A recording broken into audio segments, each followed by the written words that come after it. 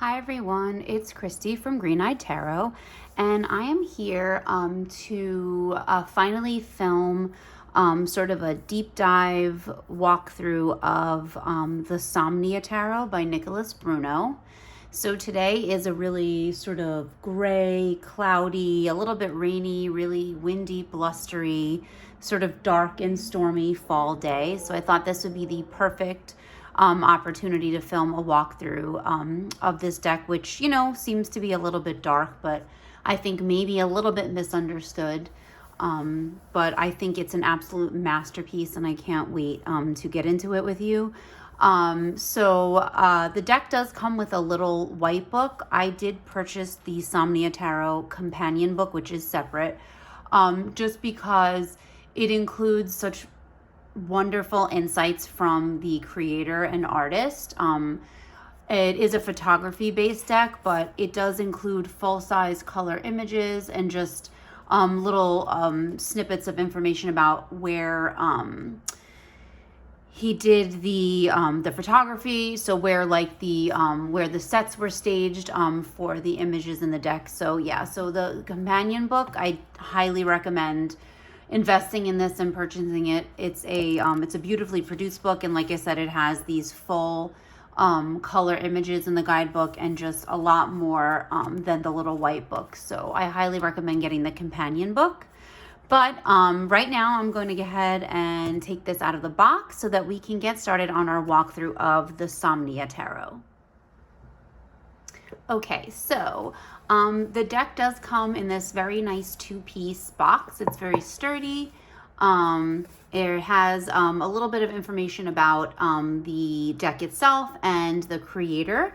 So it says, explore the world of tarot through the visions of Nicholas Bruno, an artist who transforms his dreams and nightmares into surreal imagery. Each artwork within the Somnia Tarot showcases Bruno's work within the mediums of photography, sculpture, and costume design. The Somnia Tarot is comprised of a box set of 78 full color cards and an informational booklet. And it does have the creator's social media and contact information on the box. So it does come with this, like I said, very small pamphlet. So it has like very basic keywords in it.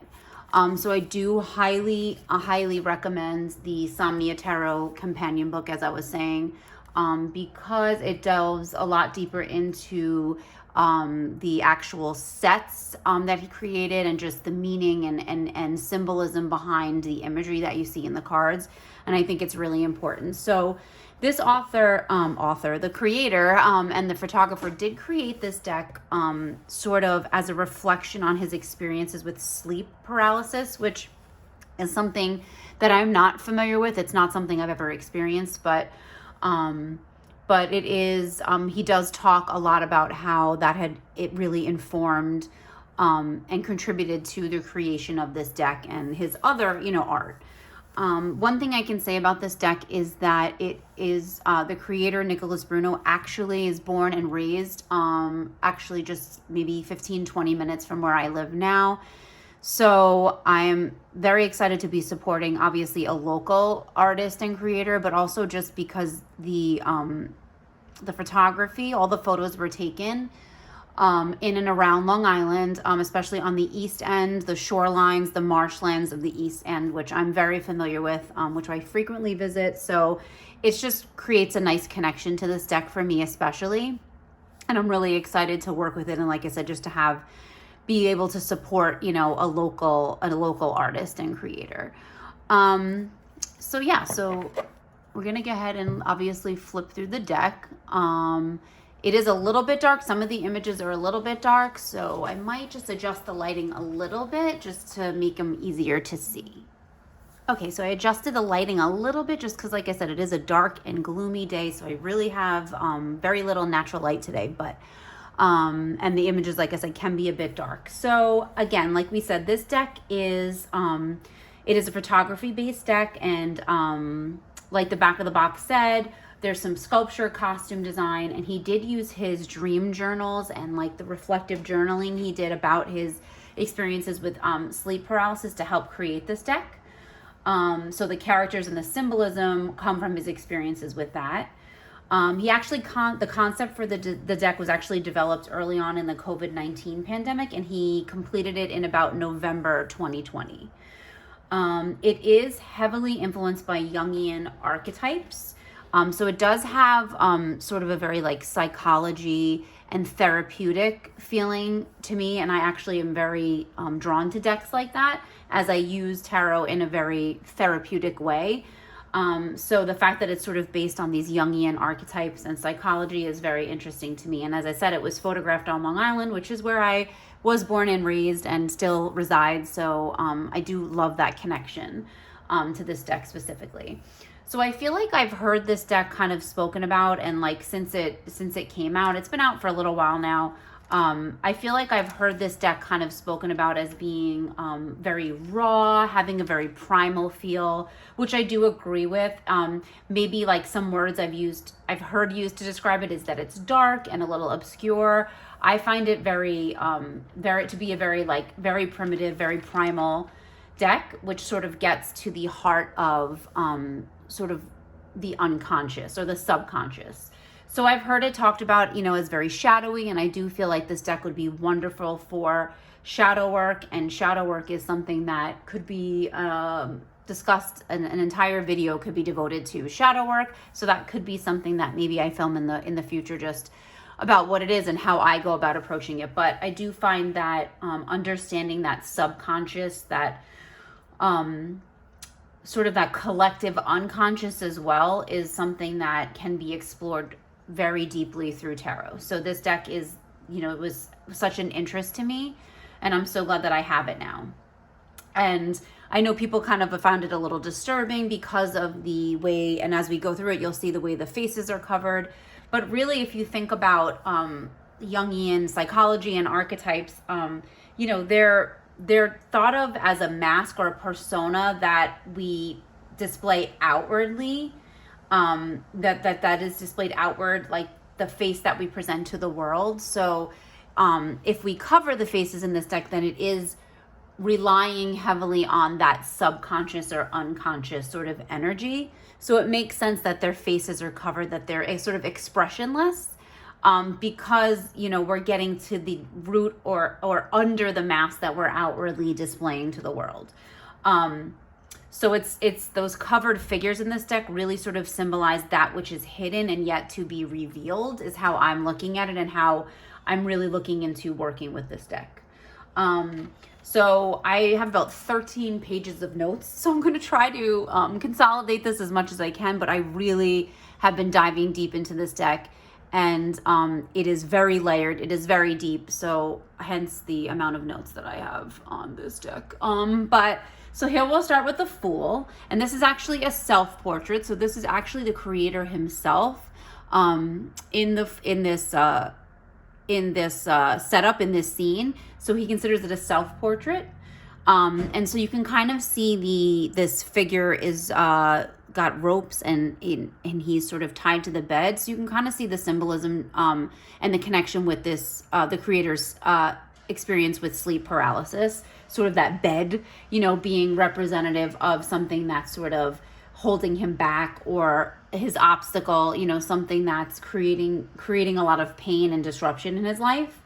So he talks about how this is like, the figure in this is in sort of in a liminal state between sleep and consciousness, and sort of how he's now setting off away from that, to delve into a little bit more of the, the experiences he's had while he's, been in and out of sleep.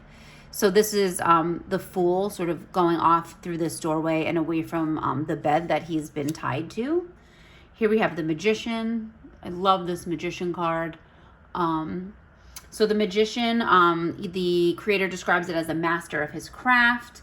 And I like how he says he bravely ascends into the unknown. You can sort of see him going up this staircase, and he's ascending into the unknown, sort of with all of the tools, that he needs. So we can see that the sword is there, the candle for the wand. We have the cup, which is like a bucket. And then this is the suit of coins in this deck. So this would be the pentacle. And then you see he has his book, which is sort of his like book of knowledge. And as he just sort of ascends into his mastery of his craft. Here we have the High Priestess. Again, just a very jarring and, you know, very symbolic image here. So sort of representing those secrets from the beyond. She has, you can sort of see she has a pomegranate in her hand. It's a little bit hard to see, but there's, you know, she has the pomegranate. There's the book in her hand, the moon. There's a crescent moon on the book. Again, it's like a little bit hard to see because you have to kind of look really closely at these images. You have the tides, sort of those cycles going in and out. So all of these things sort of are connected. The moon, the book, the ocean, the tides and the cycles, the black and white smoke, sort of those endless dualities and sort of that secrets from the beyond. And of course, she's veiled. You know, again, these faces being covering is sort of, you know, that unconscious, that subconscious that we're looking to tap into. Here we have the Empress. So we can see she's seated at a sewing machine.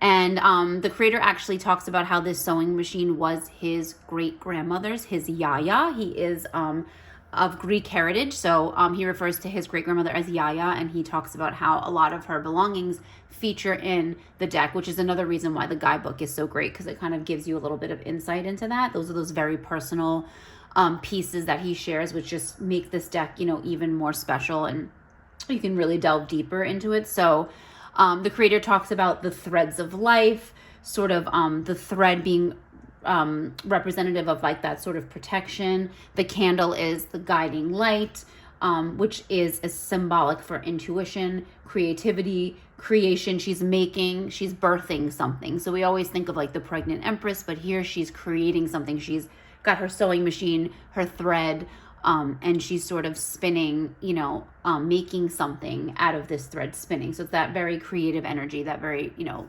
birthing of something. Here we have the Emperor.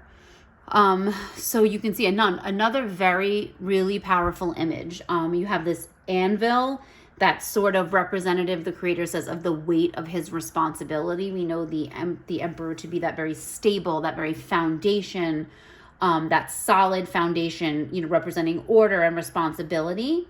So he talks about this anvil as being like a crown, his crown and reminder of his duty.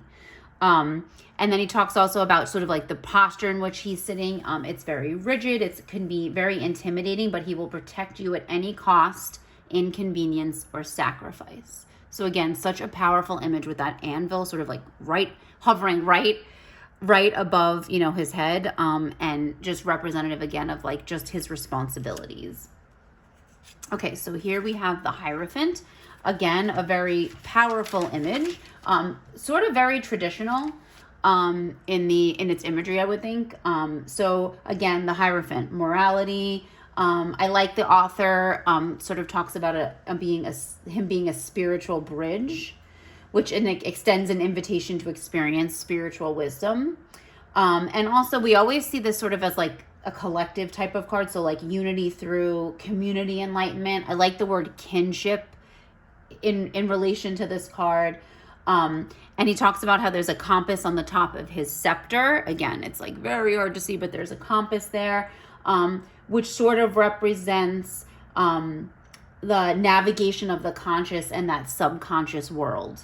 And then the creator also mentions, kind of points this out in the guidebook, how the throne is fully revealed in the Hierophant. So it's covered in the Emperor, but here we see it's fully revealed now. It's not covered anymore, because he talks about how only the Hierophant communicates that divine spiritual counsel between like the heavens and the earth, or like the other world and the physical world. So the Hierophant sort of has that task and has that job where the Emperor doesn't. The Emperor can point us towards studying spirituality and getting in connection, like in connecting to our spirituality, but the Hierophant has that direct communication with the divine, and sort of represents the sort of that collective, and unity through like the community and the good of the community. And he also talks about how in these cards, like we said, because they're sort of jarring, these images, he does talk a lot about sort of viewing these entities or these figures in the cards through a lens of curiosity rather than fear, as a way to uncover this mysteries, like the mysteries of our human experience, which I think is beautiful, because he sort of took these nightmarish things he experienced during his sleep paralysis and approached them through a curiosity and without that fear, and then was able to get so much out of it, was able to sort of reap rewards from going through that experience. And I think that's just beautiful. It's something beautiful that he shares, because like I said, this is a very personal deck. And you can sort of feel that depth. Here we have the Lovers. So usually representative of a choice. I like how he uses perpetual bond as a keyword for this. Sort of that triumph over adversity through communication, cooperation, and forgiveness. I like the ladder. He talks about that as being sort of a ladder to the heavens, which is representative of sort of overcoming earthly temptations like lust, confusion that we can find in relationships. And just sort of like that, you can see they're bound, their hands are bound. She has an apple behind her back. He's holding scissors. The scissors could imply a severed relationship. And that the coiled rope here, like on this tree that's actually blooming, is very representative of the Garden of Eden. We always think of the Garden of Eden in the Lovers card. So we see this lush tree, we see the burning tree, the lush tree, and then we see that burning tree. It's sort of that descent into that earthly realm. So they were removed from the Garden of Eden, this lush imagery, and now they're in, they were descended into the physical world, which is representative of this burning tree here. And there's a rope coiled around here, which is representative of a serpent, which is that temptation. We see she's holding an apple, which is the forbidden fruit. And again, he talks about how this scissor could imply a severed relationship. And then he also talks about how we're going to see these people, this couple in the Devil card later. So he does feature a lot of the same models and people in cards, in different cards. So here we have the Chariot, and this is usually a keywords, quest, willpower, control. He talks about the candle in the hand, sort of being a wand, like a wand used to direct and guide to a new quest, like sort of that manifestation. So, and he also just talks about this as being like the magician in a new form, because he's perfected his practice. So he's sort of mastered his craft, which I sort of love that idea. And that the robes, like sort of flowing into the water, are always a connection with that subconscious, like the stuff that's right below the surface, which really just resonates so much with me. It makes so much sense, as this deck is really delving into sort of that subconscious, that unconscious energy. Here we have Strength. This is an amazing strength card. You can see there's sort of it's a giant animal trap, a giant bear trap, which he is clenching, like holding it open. So I love the keyword fearless for this. And he uses the keyword private drama, which I thought was really interesting. He says that the white dress on the person represents being pure of heart, even when engaged in this visceral conflict. This is a very visceral and primal image. I've always looked at the strength card as courage to overcome your more base and sort of animalistic nature, sort of transcending, that transcendence, that strength of heart and mind, and your courage to accept that weakness. Your courage to accept weakness is actually a strength. That's always how I see the strength card. And that's just my sort of interpretation. That's not the creator's interpretation. I always look at this as that courage to accept that weakness, that your weakness can be a strength. I always think strength of like sometimes doing nothing is the most courageous thing that you can do. Here we have the Hermit. This is like a beautiful, such a moody, beautiful, moody Hermit card. And the weather today is exactly like the weather that's depicted in this card. So if you can imagine being out on the end of Long Island near the shoreline, this is exactly what it would look like today. It's very windy and stormy and overcast, and this is exactly that feeling.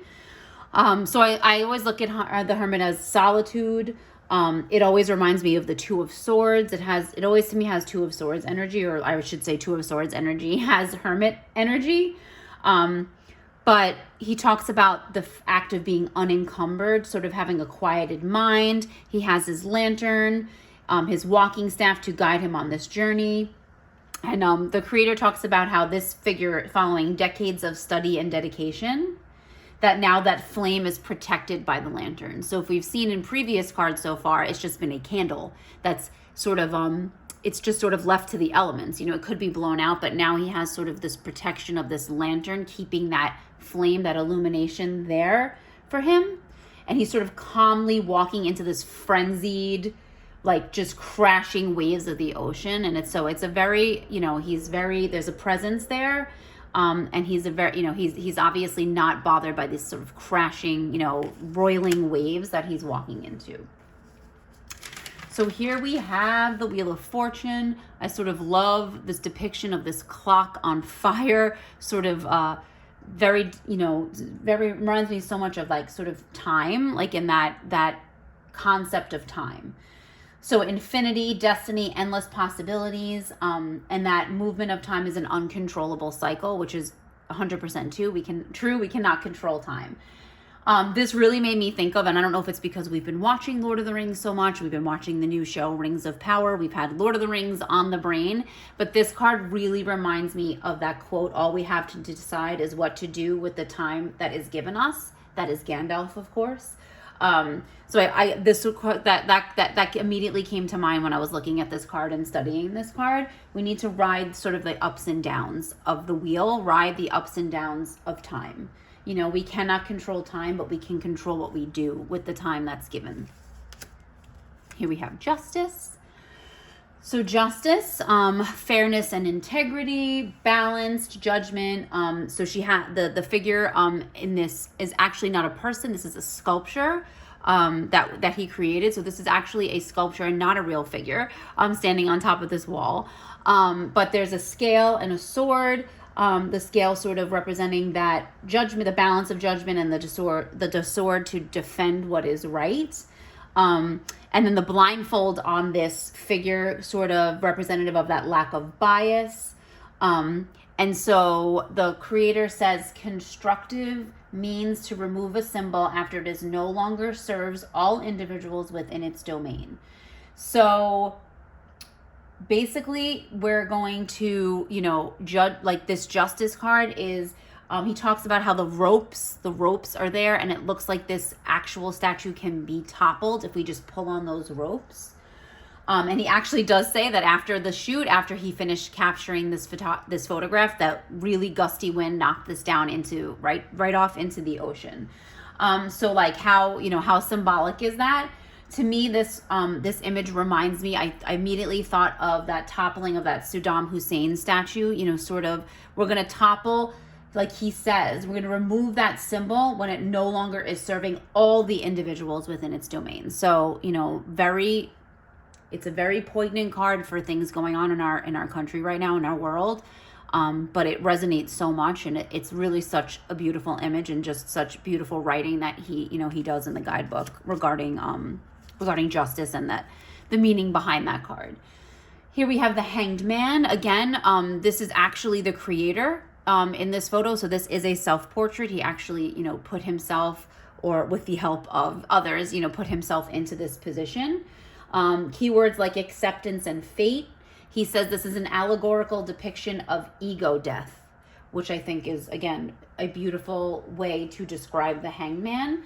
Sort of that self-reflection, but sort of in a very tranquil state. And he talks about ordeal bringing forth a life-changing revelation, which again is beautiful for this card. If you can see, this is his reflection, you know, reflection here in the water, which I just thought the artistry of this is just absolutely amazing. Like letting aside the keywords and things that go with this card, just the absolute artistry of this image, and to have to set this up and then actually put yourself in it. But he did say it was very cathartic, and it really did help him, you know, sort of look at things from a different perspective.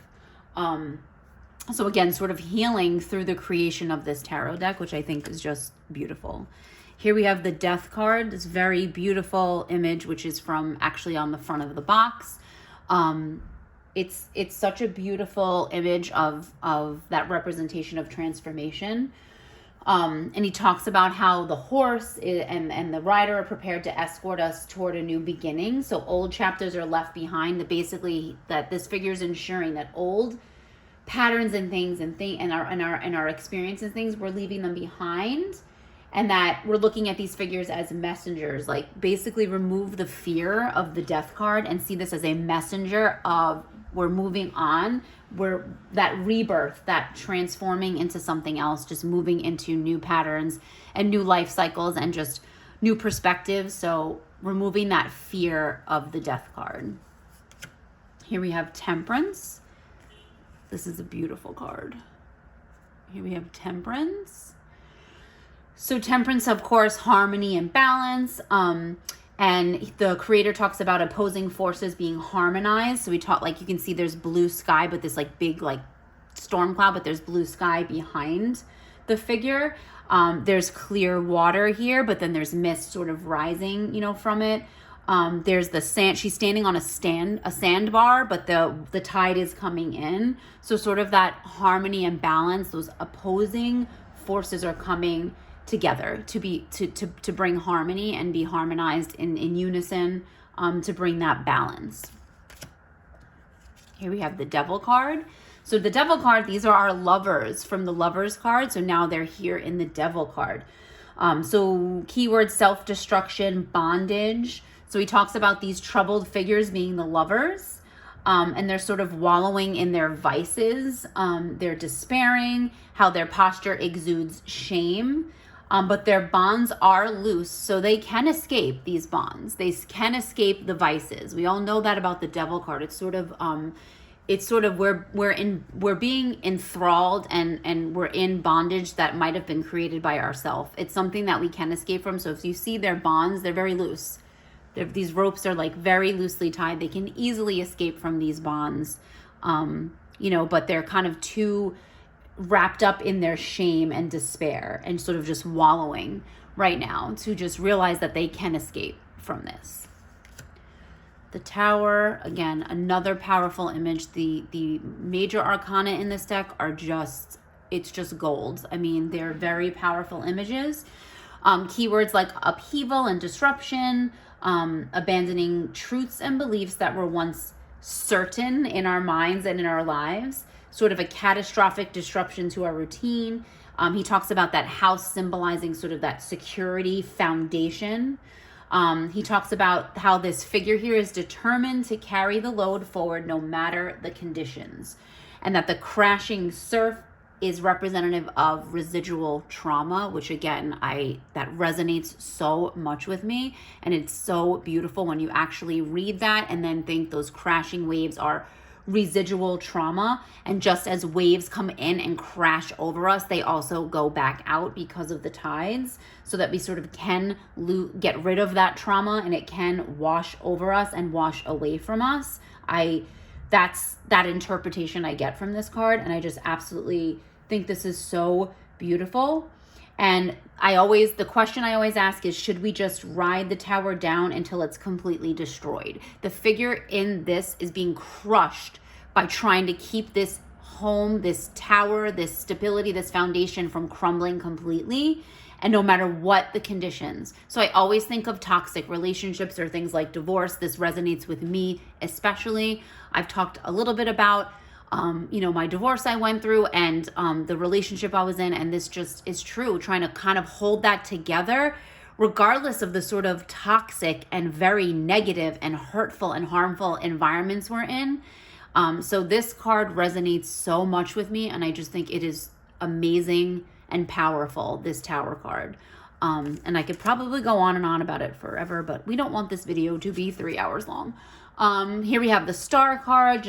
I love this. Absolutely beautiful. Hope and inspiration.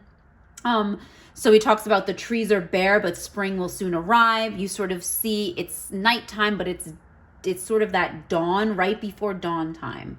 And then the stars, there's stars in the sky, offer that clarity and hope as they pierce the night sky. Like I said, the dawn.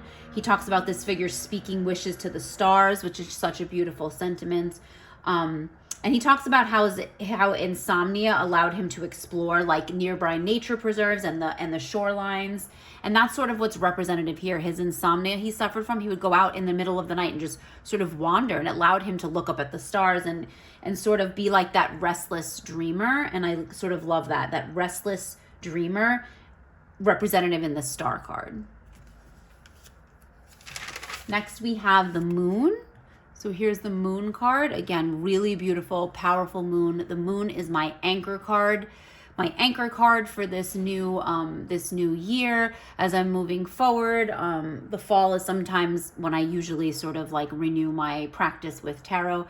So my anchor card is the moon, and I'm really going to be diving deep into the moon card this year. It's such a confusing card sometimes, I think. It definitely represents the unknown and illusions. The creator talks about the guidance in a helpless state, that the ladder will eventually sink back into the depths, and taking that figure with them into the depths, like to drown. So what I take this as, what is uncovered needs to remain seen and at the forefront. So that's like that shadow work we talked about. Like if we bring up that shadow stuff, that needs to stay in the light. We need to not bury that back in the shadows, but we need to take what we're learning from that shadow work, the unknown, that mystery, that can reveal reality instead of illusion. So I always think of the moon, and I've heard it depicted many times as the dark night of the soul, because then we get to the sun. But this is that dark night of the soul, and it's very important for moving forward. At least for me, therapeutic and important for moving forward. And here we have the sun. So then we get to the sun card after this dark night of the soul. So here we have the sort of that feeling of overcoming of obstacles. Talks about how this figure is now standing proudly and basking in the sunlight. The illumination in this card can be seen by that now he can kind of see over the wall. The creator talks about like he's on the wall, now he sees what's over the wall. He can see that view. He's seeing the positive in the challenges and the obstacles he's faced. He did talk about how this is not a horse. This is actually a model made out of fiberglass. He's used no horses, no animals in the creation of this deck because he was concerned about their welfare. So these are not real horses, but more like sculptures made out of fiberglass. That is a real figure though on the horse. But yeah, so basically just that seeing the positive and like basking in that sunlight, and that emerging, from that dark night of the soul. Here we have judgment. Again, powerful. I love the use of the ladder. He uses this in many different cards. So we think of judgment keywords as forgiveness, renewal. He talks about the ladder as being an offer of spiritual ascendance, via that ladder to the heavens. Sort of leaving the physical behind and accepting your faults and your mistakes and forgiving yourself. That resurrection talks about these figures as being just resurrected. So sort of that resurrection, and forgiving, that forgiving of yourself, for your shortcomings and your mistakes, and sort of, that renewal, that feeling of renewal. And here we have the world. Love this world card. It's amazing. So keywords like realization and attainment. So he talks about how the book that this figure is reading is recounting the writings in the Fool's Dream Journal. So he sees himself as the fool, and now is this person sort of recounting those writings, and that it includes lots of complex dramas and stories of transformation. He talks about the 4 posts on the bed, because she is laying in a bed. If you look at it from sort of this way, if you hold it up like this, but if you look at like straight down, she's laying on a bed, and the 4 posts represent the 4 elements. And he talks a lot about this being representative of his therapeutic journaling process he went through, to understand his sleep paralysis. The figure in this card is actually his sister. And this entry in the guidebook is really beautiful because he talks about his sister and how much she helped him through this sort of really trying time with his sleep paralysis, and how he shared a lot of his journaling with her and just experiences with her, and how his family and loved ones have really, really supported him through this process. So he talks about in the guidebook how his sister, his partner, his mother, his friends all appear in this deck, which I think is just beautiful. Like to have that surrounding, support and energy to help him and help him bring this project to life is just absolutely beautiful. So that's, you know, the World card just kind of representing the sort of the end of his journey as the Fool, and going through this sort of therapeutic process to help him through this really challenging part of his life. I think that's really beautiful depiction for this World card. Okay, so we're moving into the minor arcana, and here we have the Ace of Wands. So sort of a little bit more traditional than what we've seen, you know, in this deck. So we have the Ace of Wands, and I'm just going to move to my notes because I told you I have lots of notes on these. So again, keywords, new ideas, invention. I like to think of this card as Indiana Jones emerging from a cave with a priceless object, because he kind of talks about like archaeology in the guidebook, and like that's what I immediately thought of. So this new discovery, this energy of new discovery, that Ace of Wands energy. Here we have the Two of Wands, really beautiful, again, beautiful depiction. Just love the setting, love this the ambiance of this deck. I really enjoy. So decisions and ambitions. He talks about thoughts of new adventures, prosperity, travels, as this figure is lost deep in thought but takes no action. So that more planning needed. So you can see there's like no action, you know, just sort of looking out, contemplating. Here's the Three of Wands. So now the Three of Wands brings us to that travel, that sense of travel or being on a quest to explore new possibilities. He talks about working together with others, sort of like a business opportunity and partnerships. Keywords like foresight and negotiation. So you can see there's two figures here, and then there's this figure here. This is the figure we saw in the Two of Wands, sort of like leading up the hill. So this is sort of, that was the planning stage, the taking no action. So now we have action. Here's the Four of Wands. So here we have gathering, sort of reaping rewards. He talks about a harmonious meeting, a blissful pause to take stock of rewards and blessings so far. So and he talks about this as sort of being a break in his like the nightmares and sort of that sort of fear he had during his sleep paralysis. Here's the Five of Wands. I love this. It's like if you could look, it's like a billows, like a thing that you use to put out to stoke your fire. I have no idea. I think it's called a billow. Okay, I might be completely wrong, but it's like when you want to stoke your fire. So this is sort of trying to put out one of the candles. So the Five of Wands, struggle and competition. I kind of love this depiction of like this snuffing out of the candle, but you don't see figures, you just see hands.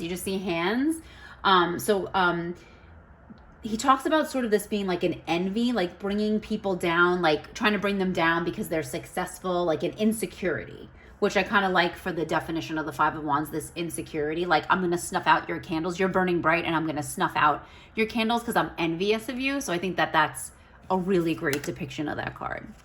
Here we have Six of Wands. We have this figure sort of holding up this candelabra with all the candles lit, and I sort of got this feeling of like you're sort of succeeding, this overcoming desire to succeed in spite of this person trying to snuff out your candle. So here you are holding this candelabra with all the candles lit high. You don't even care, like the wind is blowing, it could snuff them out at any minute, but you have this pride in your victory and your realization of your like some specific dreams and goals. So that overcoming and desire to succeed, I sort of love that. Very triumphant, that card, especially after someone's been trying to snuff out your candle, snuff out your light. Here's the Seven of Wands. So adversity and defense are some of the keywords. So he talks about being a barrier to spiritual, physical, emotional work and growth, but not necessarily defeat. I sort of like the idea of empowerment in this card. You can see he's like on the higher ground. This person, he's like sort of on that higher ground. So sometimes it can be representative of taking the higher ground, but I sort of love this depiction of being that higher ground and sort of how this mob is not really scaring like the figure, you know, like it's like he's defensive and like there's adversity and there's a barrier, but he's empowered. Like he's holding that torch like above his head, and he's sort of empowered by this mob that's coming at him. He doesn't really see it as a barrier. It's a barrier, but like he's definitely empowered to overcome that. So I really like that depiction in that card. Here we have the Eight of Wands, which is so interesting. It's a swinging candelabra sort of over a table. It looks like someone having a meal, and it's just sort of swinging over the table. So we all know that Eight of Wands is usually those wands, like traditional Rider-Waite-Smith. We see those wands sort of traveling in midair, sort of. It's a very action-oriented card. Here we see a swinging candelabra, which the creator talks about like direction and haste being keywords for this card, and that maybe like I take it as don't be hasty, and he talks about be wary of influences like on action. So like don't take swift action without direction. Like have a direction, have a goal in mind. Don't just take swift action to take action. So I love that sort of represented by this like swinging candelabra. Here we have the Nine of Wands. Anticipation and prudence are keywords he uses. I love the umbrella and no rain. So it's sort of that idea of being prepared, having situational awareness. So this card, the Nine of Wands, it usually reminds me of my partner. I love him so much. I call this the just in case card, the Nine of Wands, but to me, he embodies the Nine of Wands because he's always prepared. So there could be like a 20% chance of rain, and he'll be like, I'm going to take I have an umbrella just in case. Or he'll bring like reusable bags. I have reusable bags just in case we stop at the store, just in case we go grocery shopping. So I call this card just in case, and I love that there's the umbrella. Like it's not storming, there's no rain, but just in case. This figure's prepared.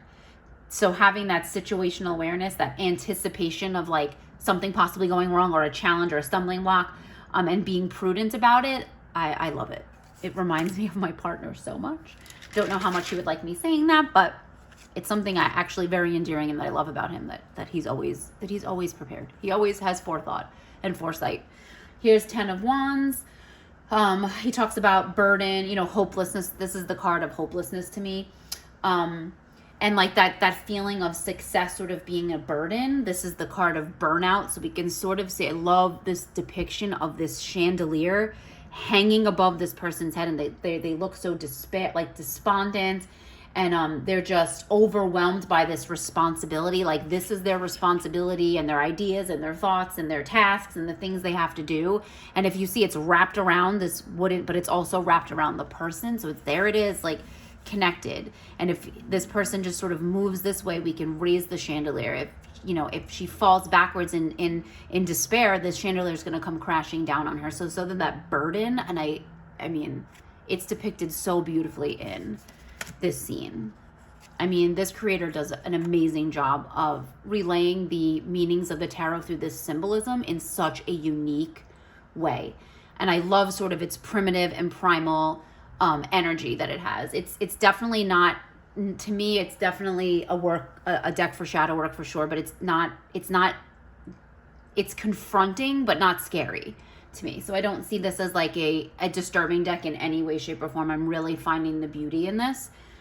So the Page of Wands, enthusiasm and hard work. I love how he talks about this candle right here, right in the face, as an inspirational flame, sort of that intent and on his task and goals, that study aspect. He's in a study. The creator talks about how he's in a study, and there's books, and there's, so really that card of like sort of, creativity and knowledge and studying and being inspired.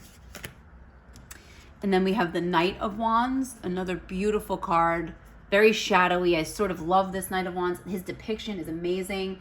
He talks about keywords temperamental and spontaneous. I use the word rash. I kind of think of like, someone being very rash. He talks about how this knight is departing without a farewell, and all eyes are on him, and there's no information. And is he fleeing like something, or is he going to a private meeting? Is he running into battle or away from it? It's very unknown. It's very shadowy, but he's very rash. He just rides off, and we don't know where he's going, and he doesn't leave any information. And so I like the write-up in the guidebook is really good for this card. The Queen of Wands. So we have this figure on a throne, all the candles everywhere representing the wands, confidence and independence. He talks about success and brilliance and sort of a certain acumen, creative acumen, that feminine power. He talks about how a misogynist, or he talks about a chauvinist, like chauvinists could not rock her from this throne. And I sort of love that imagery of feminine power over misogyny, sort of like that, the ideal feminist, just being, you know, very powerful and confident and being brilliant. And then we have the King of Wands. So again, very similar figure, just not facing us, facing outward. There's a book in his lap. Again, we have all the candles to represent wands. He talks about charisma and natural leadership, ingenuity, you know, just being, you know, just having that sense of ingenuity, creative prowess.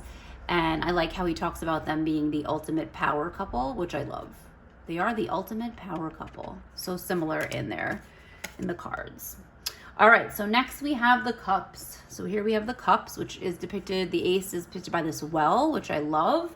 That abundance, he talks about new relationships, you know, really just being love and compassion. That bucket is full to share its gifts. He talks about it, the bucket ascending full of this like water, this cleansing water, that's ready to share its gifts of love and compassion and abundance. The Two of Cups, I love this depiction. So the Two of Cups, we have these sort of like suspended buckets in midair. Of course, a partnership and love and romance. He talks about an inseparable bond, that deep friendship feeling, which I definitely get from this. And he talks about how this water is sort of cascading in union. So that idea of unity, you can see it's just sort of, you know, flowing evenly, coming together, you know, into this body of water. That's a beautiful, beautiful Two of Cups. Here we have the Three of Cups.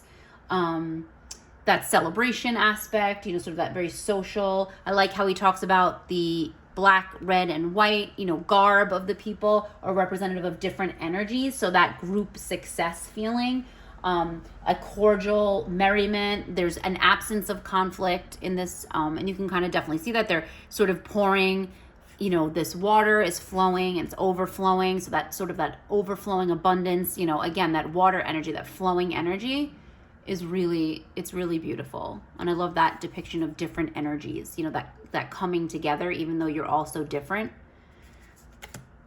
Here we have the Four of Cups. So yeah, I love this depiction, as we sort of know it as the apathy card, that boredom card. He talks about a waste of opportunity, sort of being ungrateful, a failure to see your blessings and the positives. And, you know, you can see there's a rope across here, which is basically going to trip him up. So sort of that feeling of like you're tripping yourself up by being this apathetic, and, you know, you're really like causing yourself to fall and stumble because you're not being grateful for what you have. And so sort of like this burden, you know, like there's a lot of apathy in this card. I definitely feel that in this card. Here we have the Five Cups.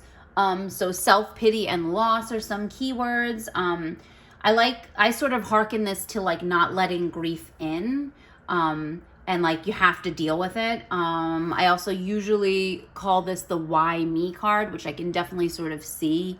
You know, there's an umbrella over their head. It's not raining, but there is an umbrella sort of fastened. And then you see all these buckets knocked over, which sort of indicate the loss. You know, this bucket sort of representing that feeling of loss, that something is lost. And then of course, you know, they're sort of looking down and despondent and sort of like not allowing themselves to feel the grief. That's what I feel in this card. And like sort of that why me energy, I definitely get in that card. Here we have the Six of Cups. And so, of course, the card of like nostalgia and childhood. He talks about it being like the card of security and traditions. In the guidebook, he says these are siblings, and they're going to gather water from this well for them to drink, and then they're going to bring it back for the older, you know, the elders in their family, sort of that familial bonds and that family and that ancestry energy. So the write-up in the guidebook, like I said, really helps. Like having that guidebook really helps, because it explains, you know, in this card what's happening, you know what I mean, and how we can get that Six of Cups energy. You may not pick this up and think immediately, oh, Six of Cups. But when the creator explains that these are siblings and this process of going to this ancient well, he says it's this ancient well. He talks about visiting the Etruscan well in Italy when he traveled there in college, and He talks about that well being there for centuries and centuries, and it's still providing water. So there's so much context that you can get from the guidebook that you can't get just by looking at this card. So now that I've read through the guidebook completely and I've studied the cards, I definitely can see, what he was trying to portray in this card. And it's really beautiful, sort of that idea of familial bonds and honoring elders and traditions in your family and ancestry. I just sort of love that. So the Seven of Cups, choices and temptations. And I like how he refers to this as a moment in the timeline of the Fool's transformation into the Magician. So I love that, because being presented in these buckets are the 4 elements, but there's also temptations such as wealth and knowledge to tempt sort of away from their goals of that mastery. So I love how he refers back to the Magician. So this is just a little glimpse of that Fool, his timeline into becoming the Magician, because he has a lot of choices. And then he talks about this face as like being the mirror of the Fool.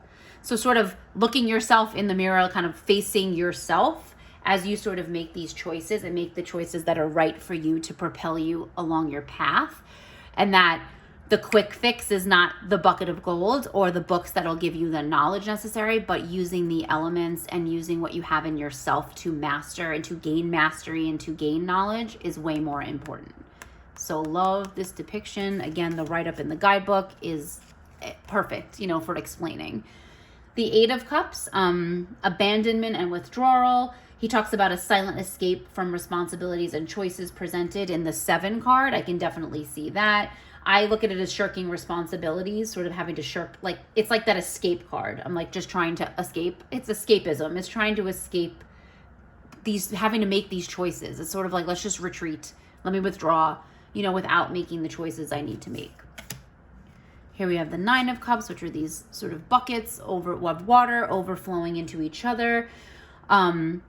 He talks about this being a card of fruition and realization. The fruits of creative labor are being manifested in reality. So sort of these tangible rewards. So just sort of that things coming to fruition, goals and things coming to fruition. So we can see that through this sort of overflowing water, coming down the buckets and kind of trickling down. Here we have the 10 of Cups, which is buckets sort of flowing in unison.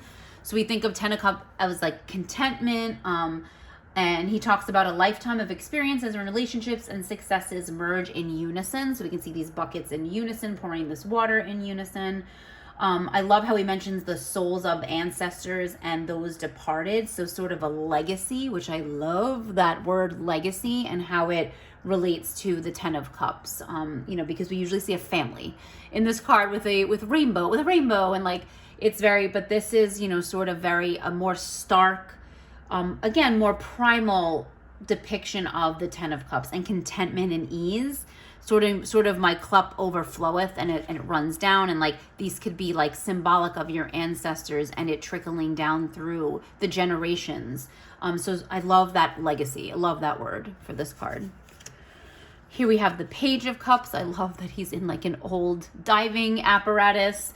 The keywords he uses are messages and surprise, and how to like basically pursuing your dreams, being vulnerable, like, so sort of allowing your emotions allowing your emotions to help guide you in pursuing your dreams. So I love that. The Knight of Cups. So the Knight of Cups, expressive and sensitive.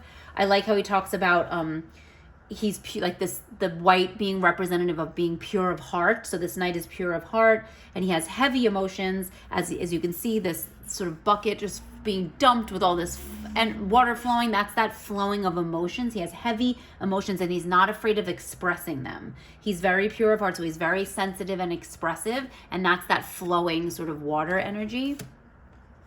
Here we have the Queen of Cups. So the Queen of Cups, of course, is very nurturing, empathetic, that compassion. He talks about the connection with the world around her. You can see her watering this plant, so she's dumping this water. So sort of that feeling of cultivation, like that I see that here, cultivating, just kind of cultivating a life that she wanted for herself. He talks about her being a beacon of light on the shore, like a lighthouse. I love that. imagery in my head of her being a beacon, you know, so that beacon of light. So like her being depicted as a lighthouse on this shore, definitely cultivating that abundance, nurturing the land around her. And here we have the King of Cups. So I love how we have this water sort of pouring down right on his head. You know, sort of that emotional passion and balancing of emotions. The creator talks about getting to the origins of feelings, which I love, like getting to the root of our own feelings and being honest about that. So honesty and sort of that emotional acumen, you know, being emotionally mature, you know, something like that. That's what I think of when I think of the King of Cups, being emotionally mature. And so he's seated on this throne, but he's in the water. He's connected to his feelings, this flowing water energy, but he's on this solid throne. He's allowing the water to pour over. So he's accepting his emotions. He's understanding them. So that origin of emotions and understanding where they're coming from, I can definitely get the imagery in this card and see that depicted. All right, so now we're on to the swords, and the swords happen to be my favorite suit in this deck. Swords are not typically my favorite suit for obvious reasons, but the swords in this deck I absolutely love. I feel like they're just amazing. The way they've been depicted, the energy, he's really got that sword energy. Like, even though he's on the coast and there's like a lot of water surrounding these images, he's got that air energy. He's nailed it, and I just think it's amazing. So the Ace of Swords, that clear focus, he talks about the sword slicing through the haze, this misty fog and haze. He talks about this sword slicing through the haze. Another great use of words to describe this. Clarity, and then you see the parting of the cloud. He talks about the parting of the clouds in this card. That clarity, that focus, slicing through the haze. Amazing. The swords in this deck are absolutely amazing. The whole deck is amazing. I don't know if you can tell that I absolutely adore this deck, and I'm so excited about it, but the swords are amazing. So this is the Two of Swords. He uses words like neutrality, honing diplomatic skills, decision-making. This is my card of shut up so I can hear myself think. I get that from Melissa Sanova's Kitchen Table Tarot. I will always think of the Two Swords as shut up so I can think. And then, so this is that sort of like tuning out the noise, you know, tuning out that noise and honing those skills of decision making for yourself without outside interference. The Three of Swords, this is very powerful. You see these swords sort of suspended over this individual who's hunched over, face down. Three of Swords is betrayal. We all know it's the card of heartbreak. He's sort of in that position of heartbreak. The creator talks about the position, this posture is sort of that. You feel that isolation of heartbreak. I mean, I don't know about you, but in this card, this person looks really destroyed. Like, absolutely captures that feeling of destruction and just being completely rendered, you know, and grief-stricken and just sort of that isolation. We all know how heartbreak can feel so isolating, even though people have been, everyone you know, I'm sure, has gone through some sort of heartbreak, but when it happens to you, you feel isolated. You feel like, nope, it's like only happening to you. It's only ever happened to you. And so you kind of don't see, you know, that, you know, others have definitely gone through this. It's a very isolating feeling, and I definitely get this in this card. Here we have the Four of Swords. Amazing use of this like sort of sandy beach. Amazing use of these swords sort of pinning this sleeping bag, like looking, you know, thing into place. So we talk about solitude. He talks about a tranquil introspection. And I love how he uses the sort of the comparison. Is it depressive immobility or restorative slumber? So is this person, like, you can't tell because he's turned away. Is this person resting now? Is this that rest after that heartbreak and that grief and that, like, or is this just, I'm depressive immobility? Like, I'm not getting out of bed. That's it. I'm so depressed that I can't even move. I'm so heartbroken that I can't even move. And he talks about the boulder sort of over here, this big boulder representing that looming heaviness. Like, have you ever, and I don't know if anyone can relate to this, but I mean, have you ever gone through like a breakup or gone through something really horrible and traumatic, and then you go to sleep and you wake up and you forget it happened for a second. You forgot it happens. So I imagine this person getting that restorative slumber, like after crying and crying your eyes out and you can't do anything else but sleep.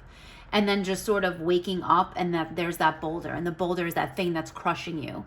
I've had this happen to me. I've had this happen to me a few times. The death of my father, you know, just I've had this happen to me where I feel like it was all, like it all didn't happen. It was some sort of nightmare or dream, and I get that, and I really resonate with the creator talking about this boulder being that looming heaviness, because you can get so much from sleep and just feel so restored, but then when you wake up and that's that reality. So that's a really poignant card.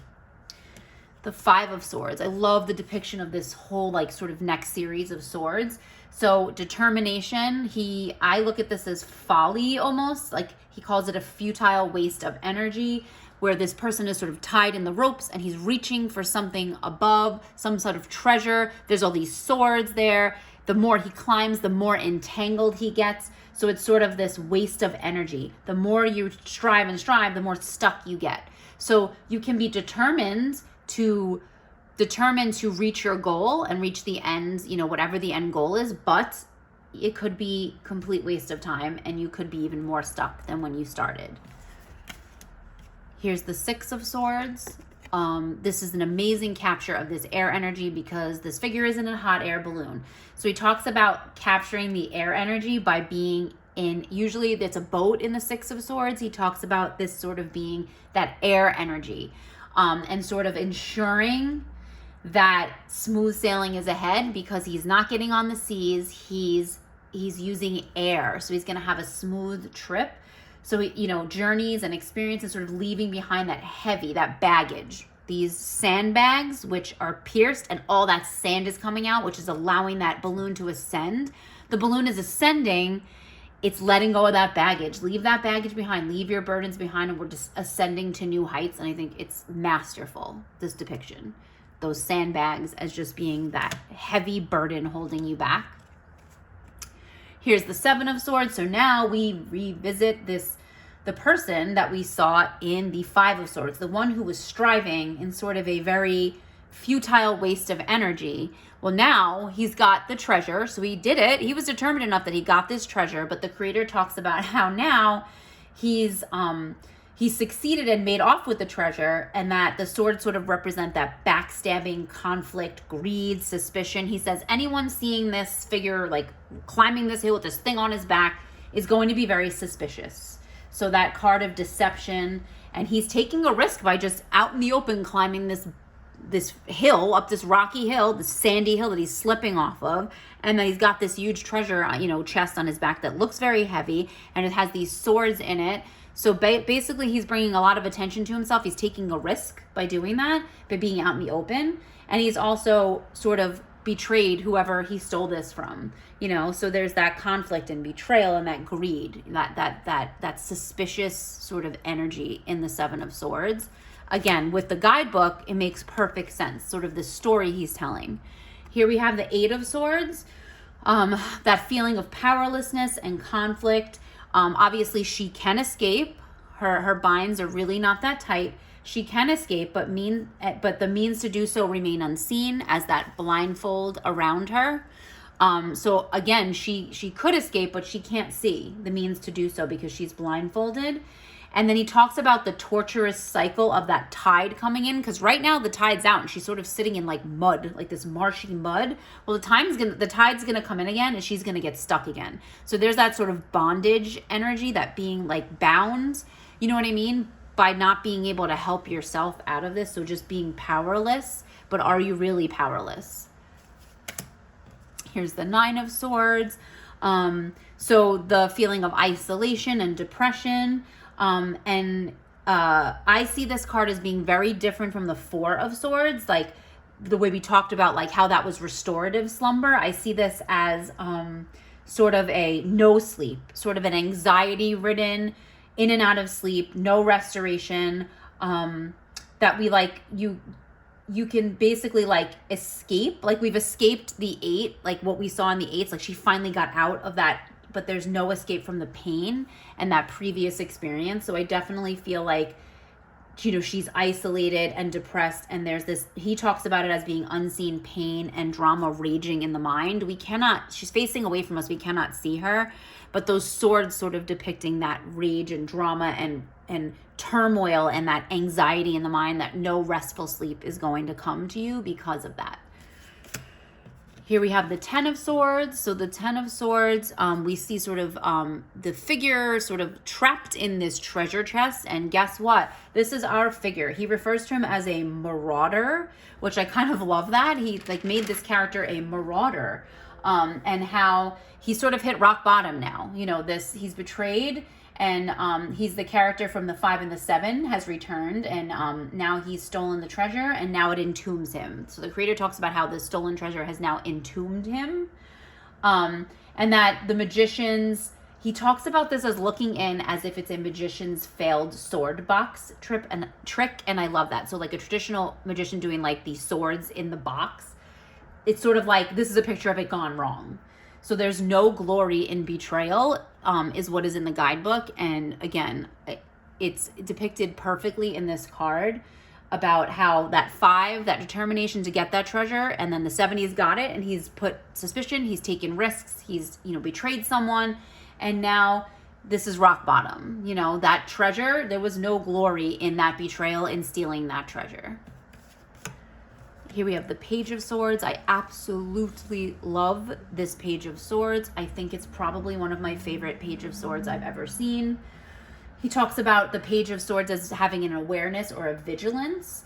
So you can see this Page of Swords has a spyglass. He's using it to sort of like survey his surroundings. He makes notes of obstacles and potential adversaries. I look at this card as the keep your wits about you. That's exactly kind of what I thought of, because when we think of the sword, it's intellect, it's wits, it's logic, it's having that you know, keeping your wits about you. And that's what I feel in this card, this energy. I love it. I love how the sword is there, this tree is there, and the creator talks about how the tree and the sword are sort of doing the same thing, helping the figure sort of survey the surroundings to make sure they can see any potential adversaries or challenges in front of them. Here we have the Knight of Swords. Just a beautiful, I love the lightness in this card. You know, this deck is like very dark, but there are cards that are very light, and that were you know, the photos were taken, you know, during daylight hours. So here's the Knight. We talk about determination and might. I love the white. You know, again, he refers to sort of like the clothing and the garb being representing pure of heart and having like a strategic position above his, you know, on his horse. Just that determination and being pure of heart. I definitely see that in here. Sort of, they're facing the camera. They're looking head on into the camera. That sword's held high. The shield is there. The stance on the horse. Definitely determined. And, you know, you can just definitely see that sort of regal stance. Here we have the Queen of Swords. Again, absolutely beautiful with this surf, like the mist and like the surf around her. He talks about the way she's seated as being very tempered. She has insight and perception because this blindfold that she's holding has been removed. He refers to it as analysis over physical force, meaning intellect over like brute force, brute strength, using our minds instead of brute, you know, that brute strength. So this card reminds me of the Princess Bride. He reminds me of Fezzik and how big he is, and he uses just brute force, but then you have Inigo, and he's sort of like that very measured and very perceptive and very insightful, and that is the Queen of Swords to me. Here we have the King of Swords. So the King of Swords, wise counsel and authority. We can definitely see that, you know, from his throne. He's on this solid throne. He's got his sword, you know, in his hand. It's in his dominant hand. He's facing forward. He's looking. I love how he looks like he's about to leap off of that throne. Like he's going to leap into action. The creator talks about him being no stranger to warfare, and that he instills like terror in those who oppose him, but he has a great connection to those who seek his wisdom. So he's definitely not just resting on his throne. He's very wise and will impart that wisdom and help, you know, his subjects, but he's ready to leap off that throne in an instant.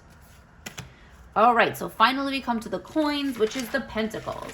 So I'm probably going to refer to these as the pentacles because it's a habit, but in this deck they are coins. So here's the Ace of Coins. He talks about this being like the seeds of success, prosperous beginnings, that entrepreneurship. I love how he talks about, this is sort of like that idea for a great startup company, but it's also a kid at the beach with his shovel and his pail, getting ready to build a sandcastle. So I kind of love that. It's sort of that new energy, and it's sort of that same energy. To that child, the shovel and the pail, they're going to make this beautiful sandcastle, and to that entrepreneur, they're going to start this amazing new startup. It's that same sort of energy. So I kind of love that sort of comparison to a child at the beach, having that same sort of energy. Here's the Two of Coins, of course, that delicate balancing act, juggling obstacles.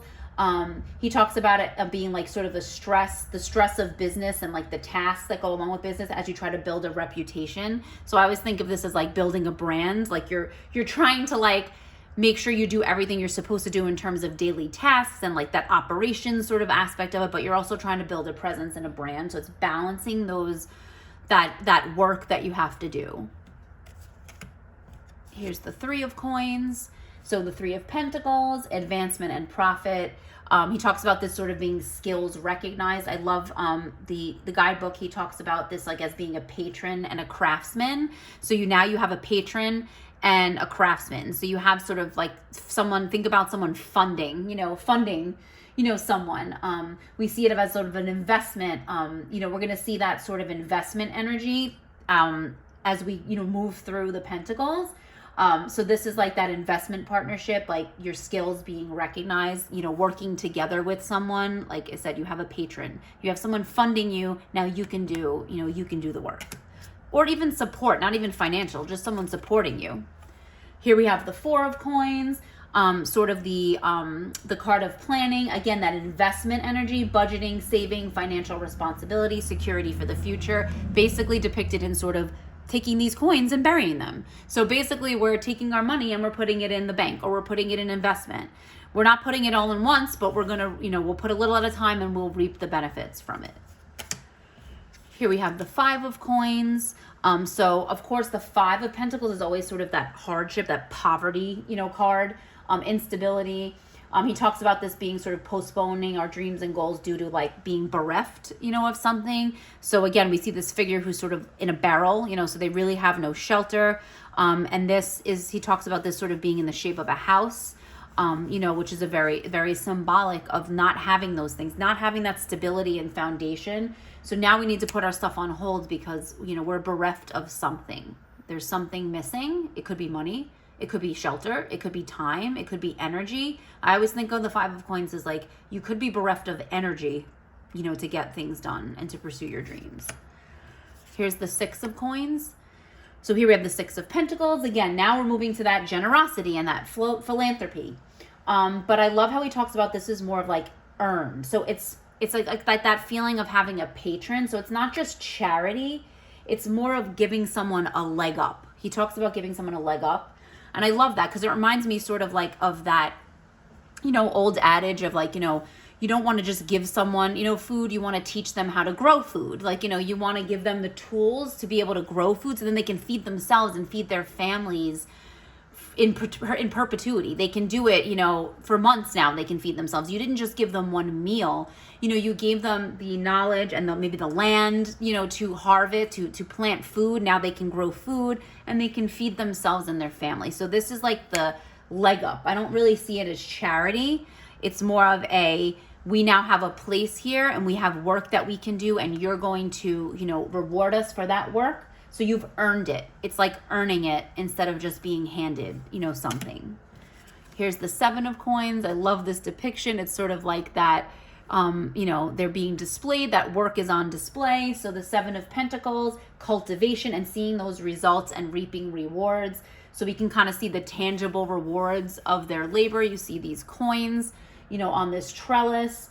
It's that consistent work, and like here, they're like still tilling the earth. They're still working because that consistency and that hard work is reaping the rewards. Here we have the 8 of coins, so the 8 of pentacles. This is a really interesting card, craftsmanship and productivity. He talks about, you know, steady work. Can be like really trying and really and tiring and taxing, but it's worth it. So this is not, you know, not that burnout energy that we feel typically in the in that wand suit where we feel the burnout. So this is the 9 of pentacles is like prosperity and that security and financial independence and sort of you know, taking pride. And even though it's tiring and taxing, this is not, you know, this is not burnout. This is us working hard and that and being independent and because of our hard work.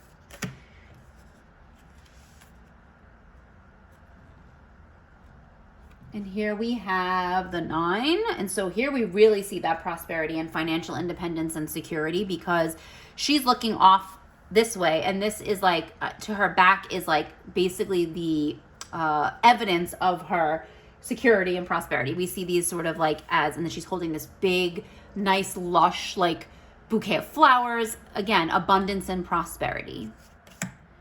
Here we have the 10. So here we have the 10 of pentacles. Sort of the card of fortune, but I like to see it as, think of it as that long lasting. He talks about being the sum of wealth. Again, that legacy word, inheritance.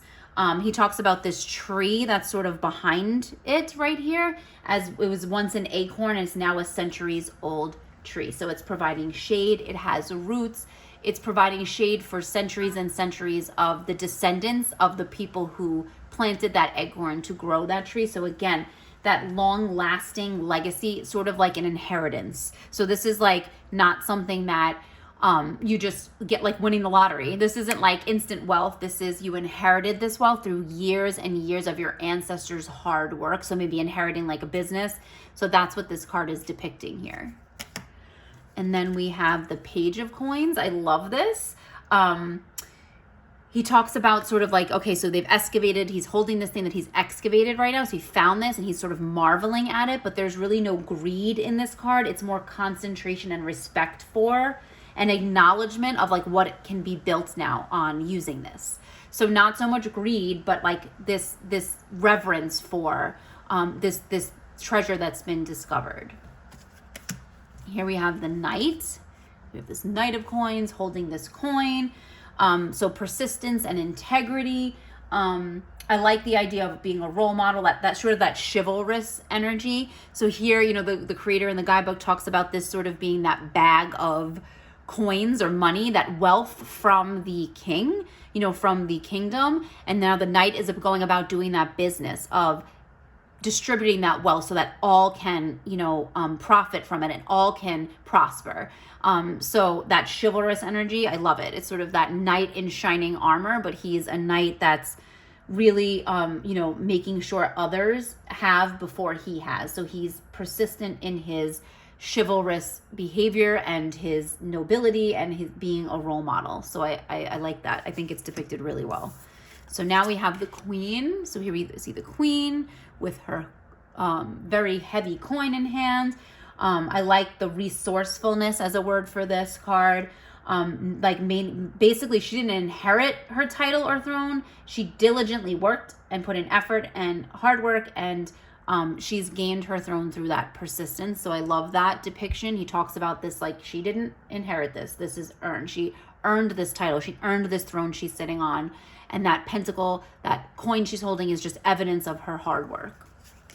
And here we have the King. So here's the King, again, holding that very big coin in hand. And you can see there's like lots of different treasures, like his coffers are full of, you know, wealth and abundance. And so that stability and financial wisdom and just kind of building upon that wealth. So we can kind of see that depicted here because he has, you know, wealth here, he has it here, he has it here, he has it here. It's sort of surrounding him and he's building on that. So he's securing it for the future. So that stability, you know, that financial wisdom, that prowess, like to build on the wealth. You can definitely see that depicted in the card. So that's it. That is the Somnia Tarot. I know that was very long, but I feel like this deck deserves the deep dive that it just received. because it is rich in symbolism. It is very deep. I feel like it's going to be very, very therapeutic using this deck. I will use it for shadow work. I probably will film a video about shadow work and kind of how I use it and what that means to me. And I feel like this deck will really present itself heavily, you know, for delving deep into shadow work. So I hope you enjoyed this video. I hope it gave you insight. If you were on the fence about this deck, I really hope that it changed your mind, because it is a masterpiece. It is absolutely amazing. I'm so happy I did this deep dive. Like I said, 13 pages of notes, several hours of just, you know, diving into this guidebook. As I said, the guidebook is definitely a treasure in itself.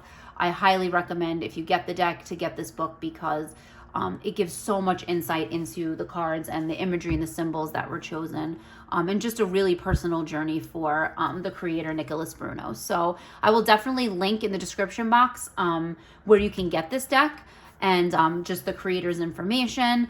There's also very good walkthroughs. Kelly at The Truth and Story did a fabulous walkthrough of this, and Danny Mystic definitely did one. So I'll link their videos, because it's worth kind of like looking at different perspectives on this. But I really hope that this was helpful and that you enjoyed it, and that I really hope you purchase this deck, because it is a true treasure and just really steeped in symbolism. Alrighty, I'll see you in the next video. Bye.